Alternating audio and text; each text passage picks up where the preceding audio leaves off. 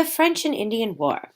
The French and Indian War was part of a bigger war known in Europe as the Seven Years' War. From the name, most people assume that it was fought between the French and the Indians.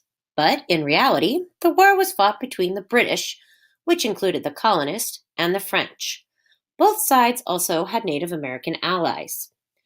As the American colonies grew in population, they began to expand westward into the Ohio River Valley. Tension began to grow because both the French and the British claimed this territory.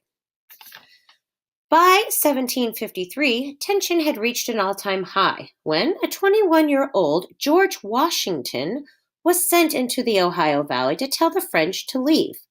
This is the unofficial start of the war. Then, in 1754, he was sent to Fort Duquesne to try and capture it, but lost. By May of 1756, war is officially declared, and the bloodiest American war in the 18th century had started. For 4 years, the battles raged in North America, and by September 1760, it had finally stopped. It was not until February 10th, however, of 1763 that the Treaty of Paris was signed. In the treaty, the French had lost all of their land in North America. The British gained all of this land east of the Mississippi River, while Spain gained all of the land west of the Mississippi River. Shortly after the treaty was signed, King George enacted the Proclamation of 1763. He wanted to keep the Native Americans happy, so he drew an imaginary line along the Appalachian Mountains and told colonists they could not settle west of that line, and anybody already there had to move. This, of course, made the colonists furious.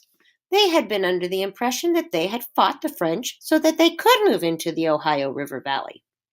Like stubborn children, many colonists refused to follow the order, and they moved west anyway.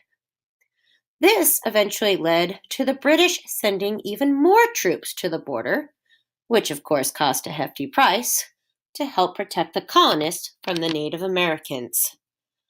This, ladies and gentlemen, is the beginning to the revolution.